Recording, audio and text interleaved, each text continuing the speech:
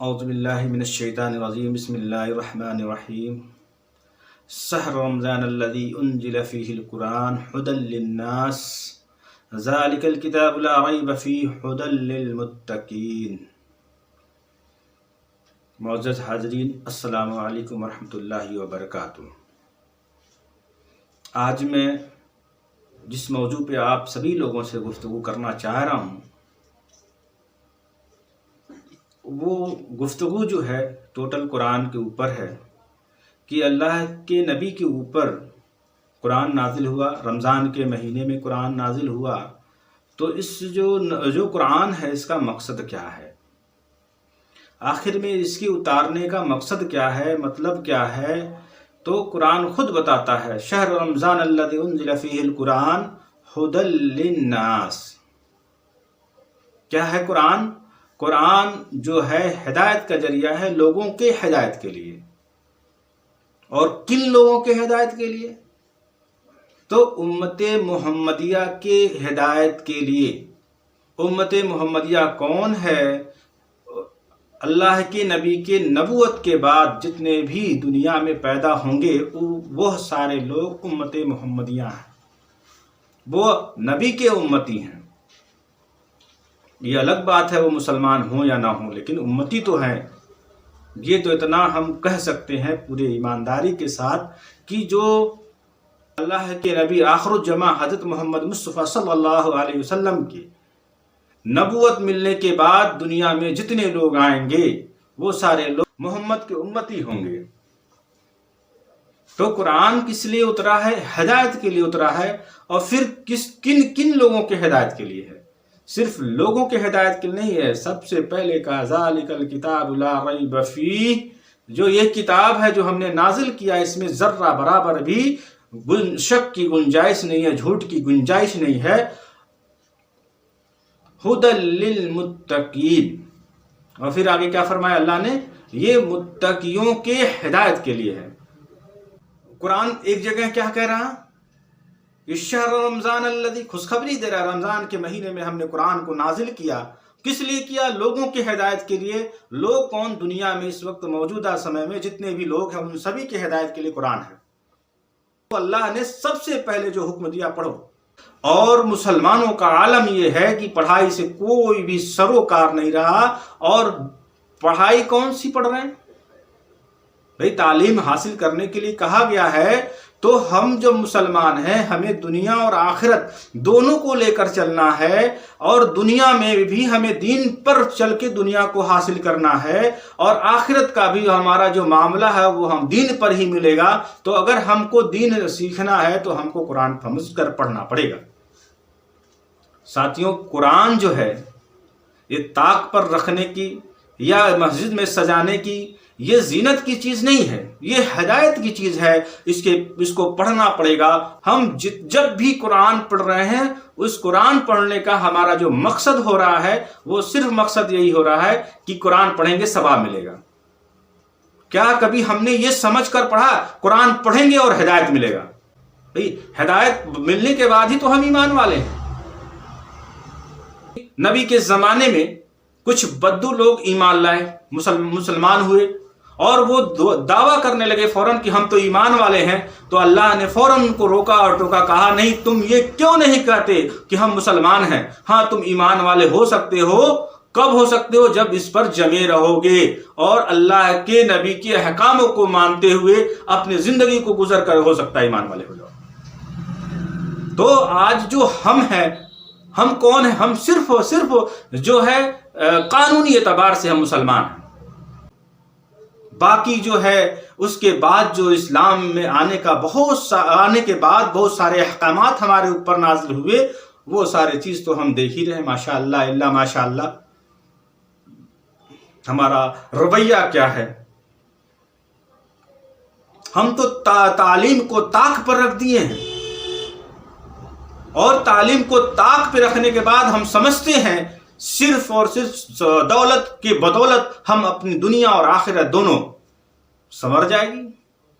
یہ بات گانٹھ باندھ کر رکھ لیجئے، بغیر تعلیم کے نہ آپ کی دنیا سنورنے والی ہے نہ آخرت سنورنے والی ہے۔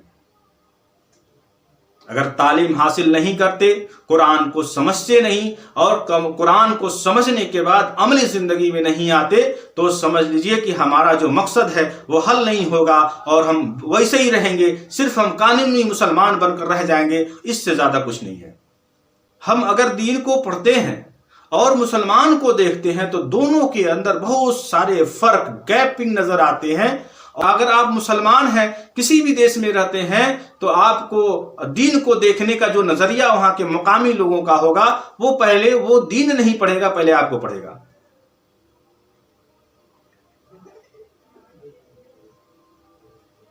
پہلے جو ہے آپ سمجھتے ہیں کہ برانڈنگ ہوتی ہے، اگر آپ یہ سمجھ رہے ہیں کہ دین کو ہم صرف ویسے ہی چلتے چلے جائیں گے اور ہمارا فیصلہ ہمارے اچھے ہوں گے، ہمارے ساتھ ہوں گے، تو یہ سمجھ لیجیے آپ کی بھول ہے۔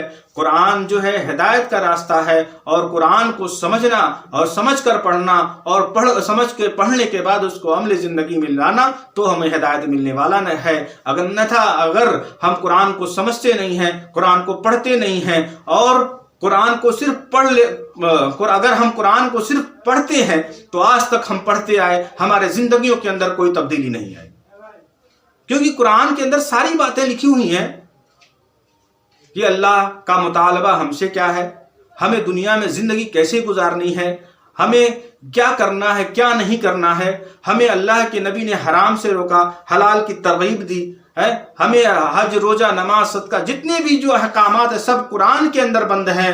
تو جب ہم قرآن سمجھیں گے نہیں، صرف پڑھیں گے، تو ہمارا مسئلہ کیسے حل ہوگا؟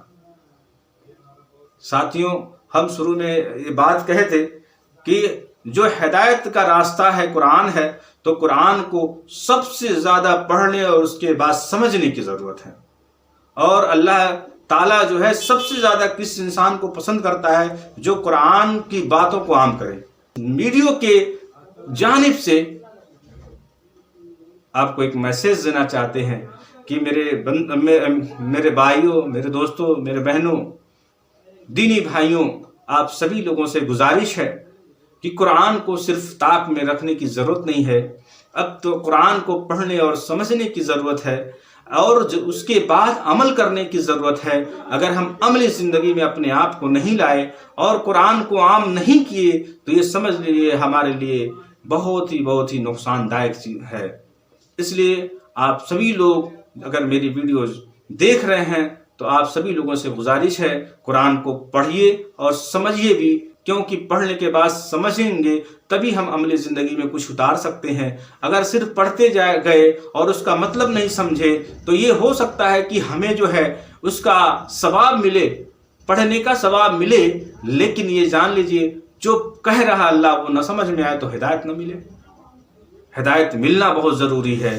ہدایت قرآن سے ملے گا، متقیوں کے لیے بھی ہدایت کا راستہ قرآن ہے، اور لوگوں کے لیے بھی راستہ قرآن ہے، ہدایت کا راستہ قرآن ہے۔ اس لیے ہم سبھی لوگوں سے اپیل کرتے ہیں کہ قرآن کو زیادہ سے زیادہ پڑھیں اور زیادہ سے زیادہ سمجھنے کی کوشش کریں، اور اگر سمجھ میں آ جا رہا ہے تو آپ سبھی لوگ اس کو عملی زندگی میں اتاریں، کیونکہ آپ کو جب کوئی بھی عام آدمی آپ کو دیکھتا ہے کہ آپ مسلمان ہیں تو ڈائریکٹ آپ کو مسلمان ہونے کی وجہ سے وہ سمجھتا ہے کہ اسلام ایسا ہی ہوگا۔ اگر ہمارا رویہ غلط ہوگا، اگر ہمارا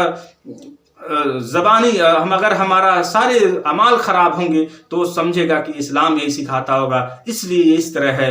تو اس لیے ساتھیوں، آپ کو عملی جامہ میں اب آنا ہوگا، قرآن کو سمجھ کر اپنے زندگی میں اتارنا ہوگا، تاکہ آپ کو دیکھنے والا اگر کوئی دیکھے تو وہ کہے نہیں، اسلام یہ کہتا ہے، یہ نہیں کہتا ہے۔ تو آپ اسلام کی ترجمانی کرتے ہیں، اس لیے اگر آپ مسلمان ہیں تو قرآن کو پڑھیں، سمجھیں اور عملی زندگی میں لائیں، تب جا کر کہیں جو ہمارا دین ہے وہ عروج پر جائے گا۔ ابھی تو زوال کے اندر چل رہا ہے۔ تو ہم سمجھتے ہیں ساتھیوں، ہمارے اس ویڈیو کو آپ سنے ہیں، انشاءاللہ آپ کو سمجھ میں بھی آئے گا، اور اگر سمجھ میں آیا ہوگا تو ضرور اس کو عملی زندگی میں لائیں گے۔ اسی سبھی باتوں کے ساتھ ہم آپ سے رخصت لیتے ہیں، انشاءاللہ پھر اگلے ویڈیو ملیں گے۔ السلام علیکم ورحمۃ اللہ وبرکاتہ۔